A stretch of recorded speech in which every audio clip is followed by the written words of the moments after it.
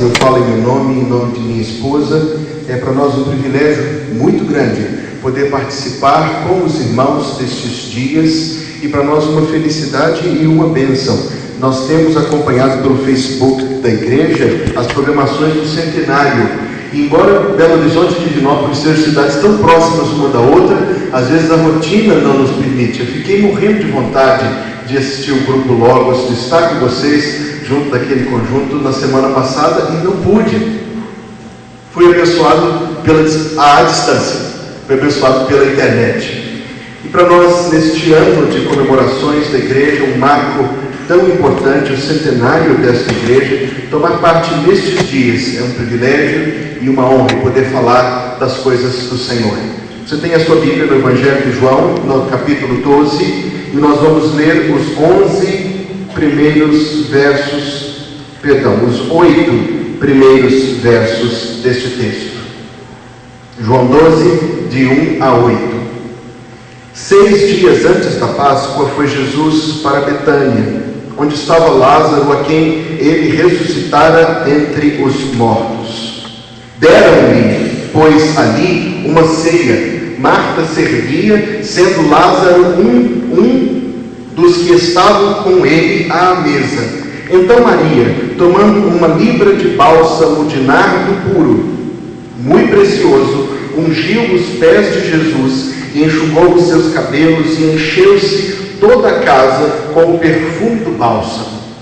Mas Judas Iscariotes, um dos seus discípulos, o que estava para traí-lo, disse: por que não se vendeu este perfume por 300 denários e não se deu aos pobres? Isto disse ele, não porque tivesse cuidado dos pobres, mas porque era ladrão, e tendo a bolsa, tirava o que nela se lançava. Jesus, entretanto, disse: deixa-a, que ela guarde isso para o dia em que me embalsamarem. Eu não posso me deter nas questões deste verso 7, apenas dizer que, em concordando com o Evangelho de Mateus e Marcos, a melhor tradução seria: ela guardou isto para o dia da minha sepultura. E o verso 8, ele diz: porque os pobres sempre os tendes convosco, mas a mim nem sempre me tendes. Deus coloca essa palavra no nosso coração. Houve alguém no mundo mais digno do que o Senhor Jesus? Não. Houve alguém mais excelente, mais doce, mais justo, mais santo, mais puro? Não. Entretanto, nos lares e nas casas das pessoas que conviveram com Cristo, nem sempre ele era bem-vindo. Quando lemos nos evangelhos que Jesus foi recebido em uma casa ou outra, nós temos de perceber o silêncio do evangelho quanto a quantas casas permaneceram com sua porta fechada para o nosso Senhor. E não somente isto, mas ainda uma ocasião e talvez outra, ele foi recebido com pura atitude de ofensa da parte dos seus anfitriões.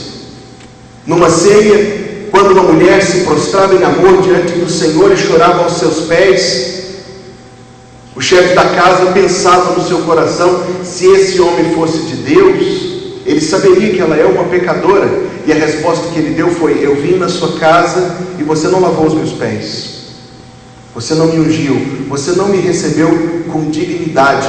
Era o espírito daquelas palavras. Em nem todo lugar o Senhor era bem-vindo, mas havia um lugar onde ele sempre era bem-vindo. E não somente isso, mas havia um lugar onde ele gostava de estar: a casa de Marta, de Maria e de Lázaro.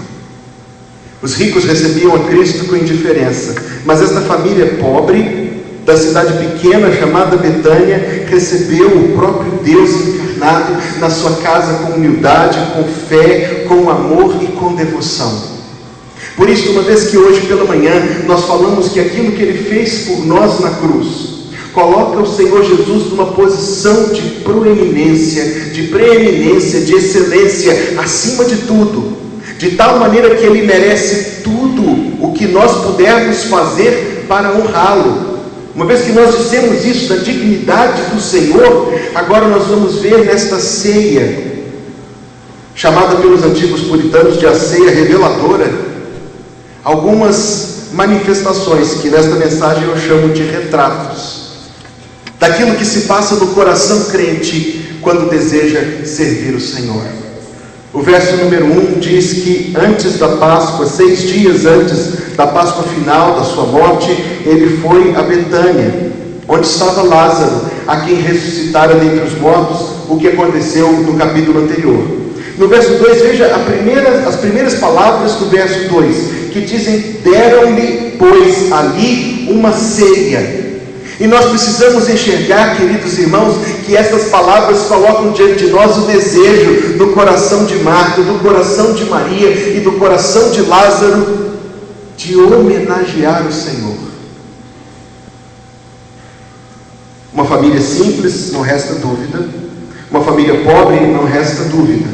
Mas eles estavam dispostos a fazer um pouco de esforço. Eles estavam dispostos a limpar as moedas no fundo das gavetas e a passar o dia arrumando a casa e cozinhando e preparando para que quando o Salvador entrasse por suas portas, ele se sentisse bem-vindo, ele se sentisse amado, ele se sentisse querido, ele se sentisse honrado. O meu coração e o seu devem ter por ele a mesma apreciação. Devemos ter em nós o mesmo desejo sincero de oferecer ao Senhor algo que expresse o quanto Ele significa para nós, o quanto Ele é para nós, e quanto profundo amor e verdadeiro louvor e devoção e gratidão e honra nós temos para com Ele. Os comentaristas antigos nos dizem que esta foi a primeira visita de Jesus àquela casa depois da ressurreição de Lázaro.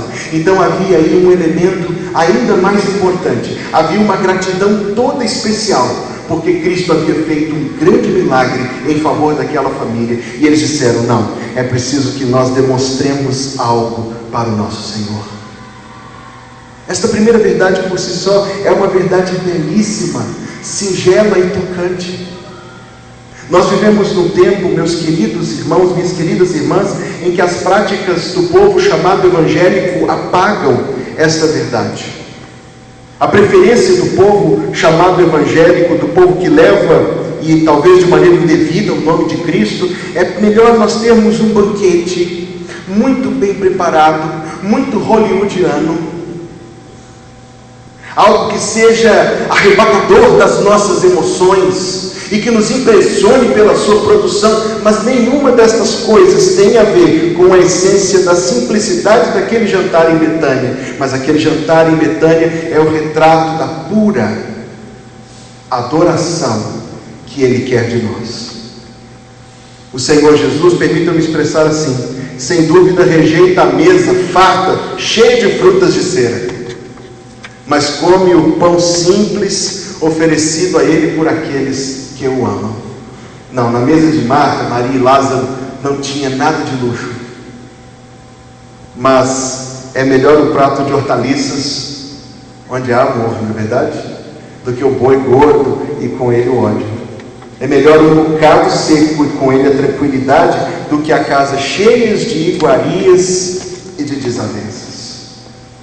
A simplicidade, a sinceridade desse desejo de homenagear o Senhor. Talvez o desejo ou a tentação que pouse sobre o nosso coração é o de sermos servidos, o de sermos agradados, o de sermos entretidos, o de obtermos serviço prestado com alta performance. Mas as coisas prestadas ao Salvador, pelo contrário, não são pautadas pelo critério dos clientes nem dos consumidores, mas dos servos que Ele comprou na cruz, como falei pela manhã, mas que da melhor maneira que podem, amam o Senhor. Não o amam tão bem quanto Ele merece, não resta dúvida disso, mas o amam tão bem quanto podem. Quando lá na sua casa vai visita, e uma visita muito especial, o pastor da igreja, então a gente faz uma refeição toda especial. Eu tenho uma irmã querida lá da igreja de Bela Vista, que ela me constrange todas as vezes que eu vou visitá-la, pelo tamanho da mesa que ela prepara preparas perante mim uma mesa. Quer uma mesa? E eu não posso deixar de sentir que sou amado por aquela família. A família de Lázaro, a família de Marta, a família de Maria, eu já disse isso, eram gente pobre, e a Bíblia não esconde isso. E o Salvador não se envergonha de ser amigo de gente pobre. Mas a refeição, a preparação da casa, custou para eles esforço, custou para eles dinheiro, custou para eles o máximo que eles podiam pôr. Então, meus queridos, esta ceia de Betânia nos ensina que nós não devemos buscar apenas o mínimo de compromisso e nem o máximo de comodidade. Eles prepararam uma mesa para Jesus, mas enquanto conversavam sobre o que ia ser servido, se lembraram que Jesus vinha com no mínimo mais 12. Então imagine isso, minha irmã. Está vindo alguém jantar trazendo 12 consigo. E às vezes tinha até mais gente. Sabe o que eu aprendo, meus queridos irmãos? É que o amor ao Senhor e o serviço ao Senhor é amor ao povo do Senhor e serviço ao povo do Senhor. Não estavam eles na porta dizendo: ó Salvador, seja bem-vindo à nossa casa. Pedro, você não. João, você come muito. Pelo contrário, amavam o Salvador, amavam o povo do Salvador. Serviam o Salvador, serviam o povo do Salvador. A homenagem que está no seu coração é a Deus, mas inclui muita gente e não exclui ninguém. Quando amamos ao Senhor, há espaço para o nosso irmão e para a nossa irmã, ainda que haja muito nele que não deveria estar ali, e em você também. Cristo ama a casa simples lá de Betânia. Ele se sentia tão bem-vindo naquele lar, que seja assim no nosso coração. O texto nos ajuda a enxergar que havia um arranjo de cooperação ali estabelecido. Marta servia, sendo Lázaro uns dos que estavam à mesa, e o verso 3 diz: então Maria. É como se antes, na preparação daquilo que eles iam fazer para o Senhor, eles tivessem distribuído as atividades entre si. Maria ficou com a cozinha, Lázaro como hóspede, recebendo as pessoas, assegurando-se de que tudo estivesse bem. Mais do que isso, minha gente, Lázaro era uma testemunha do poder do Senhor. Lázaro era aquele a quem uma multidão, se você interpreta assim comigo, queria ver. E Marta ficou incumbida de trazer a herança da família. Alguns entendem que era o dote dela, outros que era a herança de todos os três. Eu particularmente acompanho essa segunda interpretação. Ela ficou incumbida de trazer a herança dos três para oferecer ao Senhor. Seria uma noite de muita confusão se somente um deles ficasse responsável por tudo. Suponhamos que fosse Maria. Ela ia abrir a porta, ia voltar na cozinha para ver se a comida estava ficando pronta, depois voltava para poder ver os convidados, depois voltava na cozinha, depois voltava os convidados, depois voltava na cozinha, e no fim, cansada, coitada, esgotada, ia trazer o unguento para o Senhor. Seria muito confuso, e é confuso na igreja local quando há membros adormecidos. É confuso quando existe gente no povo do Senhor, comprado pelo Senhor para servir o Senhor, mas que fica aquém dos propósitos de Deus. É confuso, sobrecarrega os outros. Bênção é quando todo o corpo local de Cristo está desperto e ativo. Eu falei que eles dividiram a tarefa entre os três. Qual dos três ficou com a tarefa mais importante? Todos eles. Todos eles ficaram com tarefas importantes. A Bíblia nos diz que a cooperação de cada parte é justa. Ele nos diz que não existe membro mais vital no corpo de Cristo. Todos os membros do corpo de Cristo são vitais. Todos os membros do corpo de Cristo devem ser membros ativos, operantes, despertos, fazendo aquilo que tem de fazer. Se você for ao médico e ouvir do médico que seu estômago não está digerindo comida, ou que seu fígado não está produzindo bile, ou que seu pâncreas não está produzindo, qual é o nome daquilo? Insulina, enzimas pancreáticas e tanta coisa mais. Fala da insulina, porque eu sou leigo no assunto. Se um órgão do seu corpo não está fazendo o que deve fazer, você está doente. Aquele órgão está doente, precisa de trato. Quando alguém no corpo local de Cristo está inativo, inoperante, dormente, precisa de cuidado. Continuamos olhando os retratos do serviço, como eu estou chamando, porque Marta, diz o verso 2, Marta servia. E infelizmente eu já me cansei de ouvir pregações que menosprezam Marta, chamam Marta de ativista e dizendo que Marta perdeu de vista a glória do Senhor. Não acredito eu que este é o retrato que a Bíblia faz de Marta. Acredito que o retrato que a Bíblia faz de Marta é de um coração que ama o Senhor e que não pode deixar o serviço sem ser feito. Então é uma grande virtude do crente o seu amor pela causa e a sua dedicação em prestar a Deus serviço amoroso. Serviço, meus queridos, são atos de amor. Quando Marta trabalha para o Senhor, quando Marta serve o Senhor, não é isso o amor que ela está mostrando para com Deus? Quando Marta se empenha em cuidar de Deus e do povo de Deus, ela está mostrando amor de Deus, para com Deus, para com o povo e de Deus, porque é um amor que vem do próprio Deus. Eu tive o privilégio de traduzir este texto há alguns meses atrás, escrito por Charles Spurgeon no ano de 1876, faz quase 150 anos, mas que verdades eu encontro neste texto? Ouça apenas um trecho. O título é O Crente Mínimo. O crente mínimo, quem é ele? É o cristão cujo desejo é o de ir para o céu ao menor custo possível. Ele almeja provar o máximo que puder do mundo, sem provar a condenação do mundo. Ele deseja viver o mínimo da fé, o mínimo necessário para não ficar sem ela. O crente mínimo, ele escreveu isso, permita-me mencionar, em 1876. O crente mínimo vai ao culto de manhã, à noite também, a não ser que chova, ou esteja quente, ou esteja frio, ou ele esteja com sono, ou com dor de cabeça. O crente mínimo escuta a pregação atentamente, ouve a sua voz ao cântico e às orações e aplica a pregação minuciosamente, às vezes a si, mas com maior frequência aos outros. O crente mínimo é um grande apoiador das causas da igreja.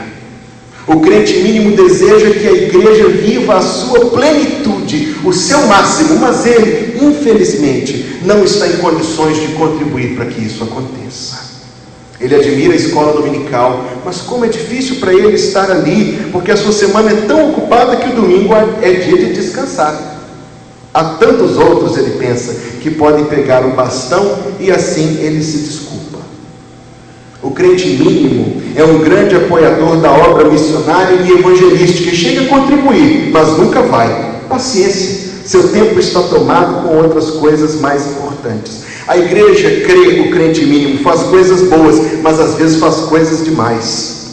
O crente mínimo tem seus alvos, como ele mínimos, os quais nunca ultrapassa. Ele conclui dizendo: irmão, esse tem sido o seu comportamento? Cuidado, a vida cristã requer renúncia e carregar a cada dia a sua cruz.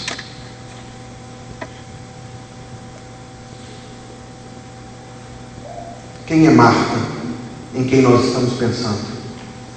Marta é uma pessoa que não iria economizar um esforço que fosse necessário para que o Senhor fosse bem servido e para que o povo do Senhor fosse bem servido. Ela não ficaria de braços cruzados vendo a desordem. Ela não ficaria impassível diante de outros sendo sobrecarregados. Marta é uma disposição de coração que ama a Deus, que precisamos que viva em nosso próprio coração. Nossas igrejas no tempo de hoje precisam desse coração. Servir a Deus é amar a Deus e adorar a Deus. Falei do serviço de Marta, falarei do testemunho de Lázaro. Esteja claro que havia algo de muito grande importância. No capítulo 11, Jesus havia feito aquele que muitos consideram ser o seu maior milagre, a ressurreição de Lázaro diante de um número de pessoas maior do que este aqui reunido esta noite.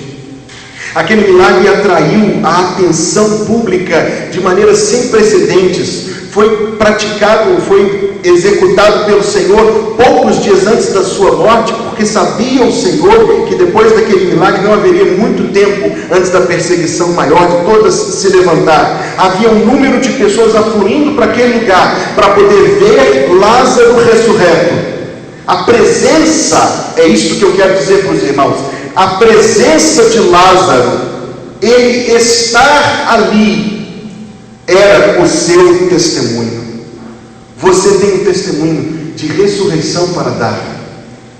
A ressurreição da sua alma, que estava morta e Cristo reviveu.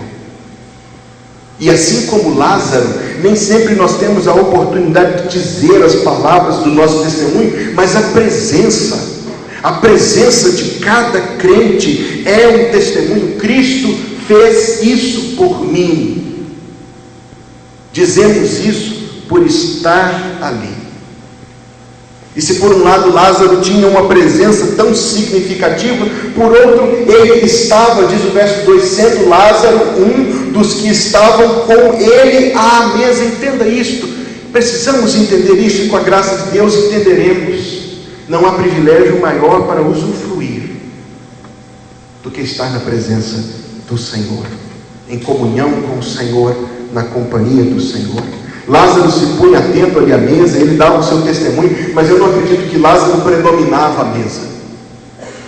Deixava o Senhor falar, ouvia o Senhor. A nossa fé é por Deus grandemente avivada, desperta, animada, edificada a cada culto que participamos, quando percebemos que o que estamos fazendo na presença do Senhor. Um de nossos queridos hinos do Inário para o Culto Cristão, que cantamos, e acredito que os irmãos também cantam, traz uma confissão tão bela que diz: sim, com certeza, o meu Senhor aqui está. Eu sinto a sua graça e o seu poder refletido em cada face aqui, em cada vida que Cristo comprou para si, em cada pessoa que tem um testemunho para dar, e refletida em cada face aqui, sua glória posso ver. Se nós pudéssemos trazer aqui 10 ou 15 irmãos para contar o testemunho de como ouviram a palavra do Senhor, de como Deus os salvou, nós ficaríamos profundamente impressionados e seríamos profundamente relembrados da onipotência do nosso Salvador, da onipresença, da graça, da misericórdia, da forma como Ele atuou na sua vida, na vida de cada um aqui. Cada um de nós tem um testemunho para dar, um testemunho de ressurreição, um testemunho do próprio verdadeiro poder de Deus. Cada um de nós pode ter total comunhão com Deus. A presença, a voz, o agir do Altíssimo Criador dos céus e da terra. Minha gente, é muita coisa, não é? E é coisa maravilhosa.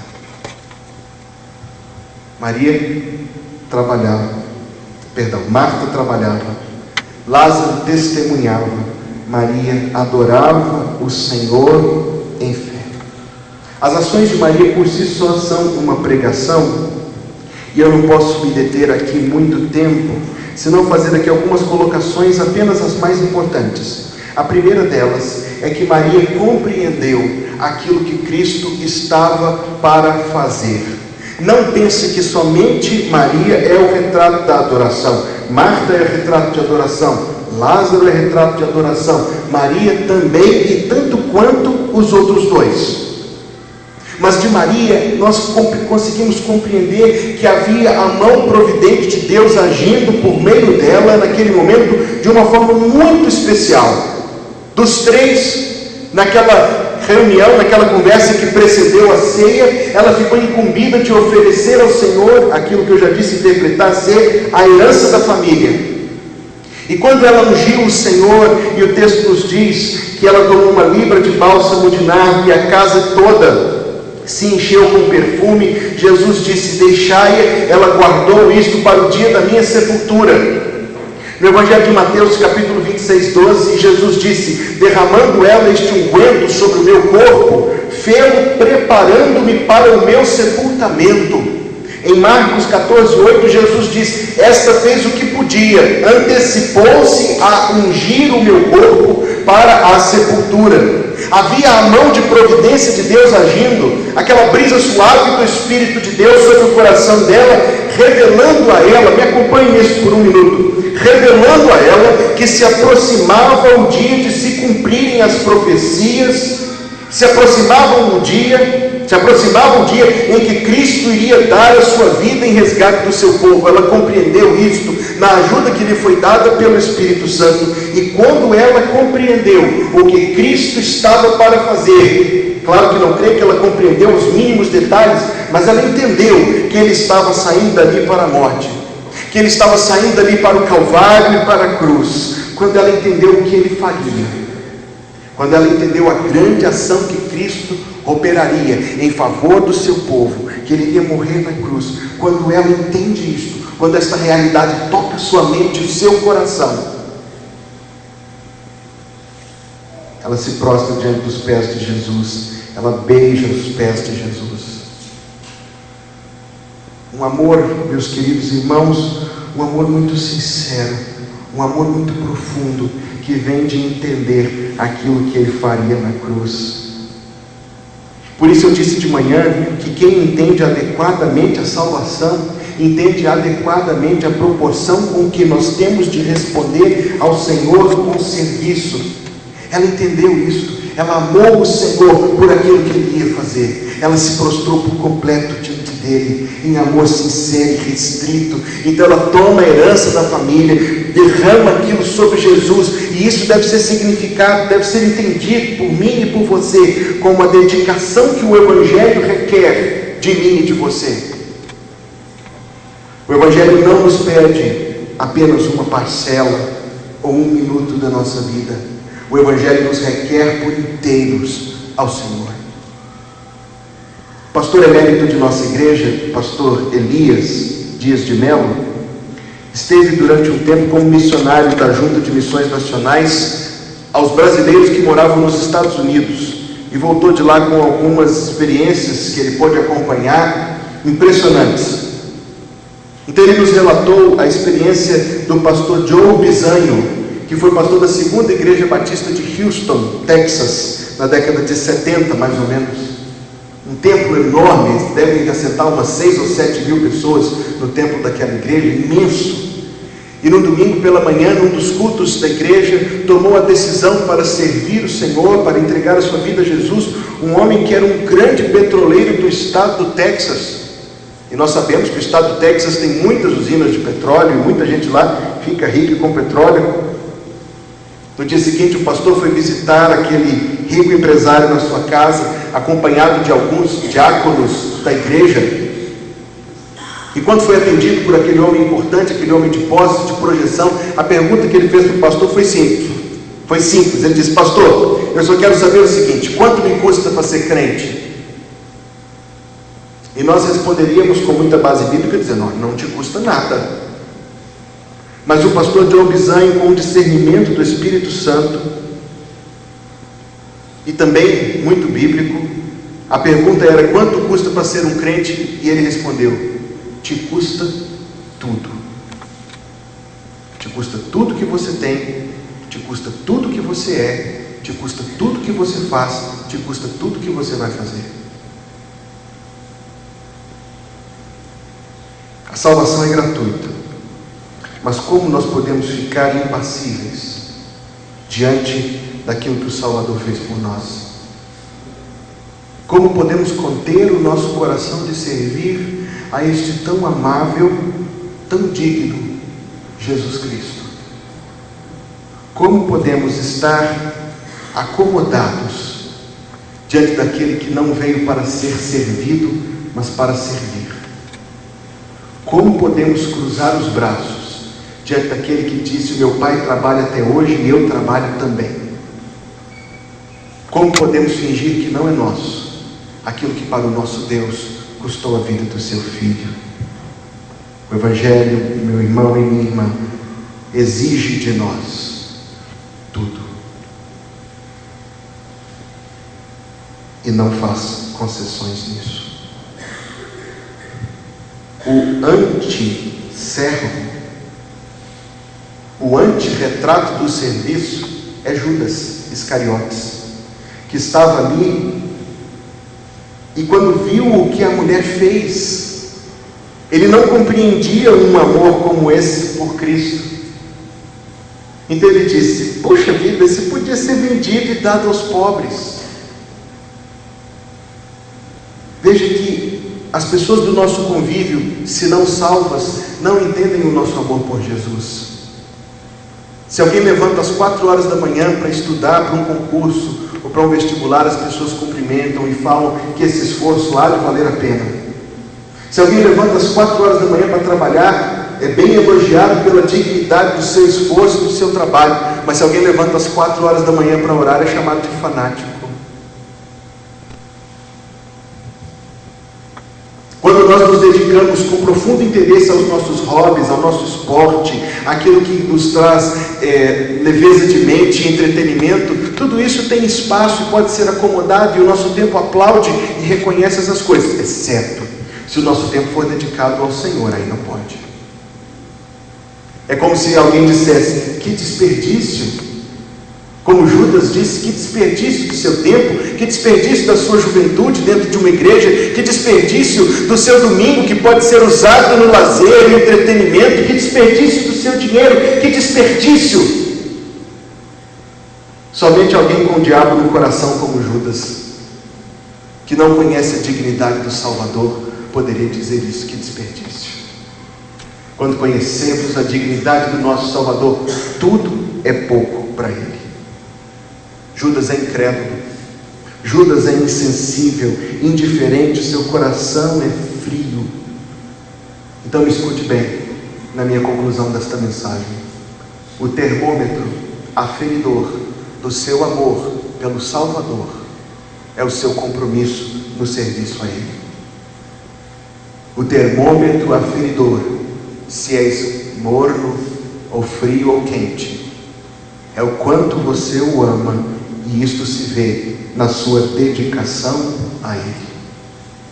Nós vimos esta noite retratos da adoração, homenagear o Senhor com simplicidade, mas sinceridade, servir ao Senhor e ao povo do Senhor, amar o Senhor e ao povo do Senhor, testemunhar da sua graça, estar em sua presença, dedicar-se a Ele por completo. Que eu, que você, que a minha igreja, que as outras igrejas aqui, que a primeira igreja batista de Divinópolis, vivamos assim em nome de Jesus. Amém. Eu vou me colocar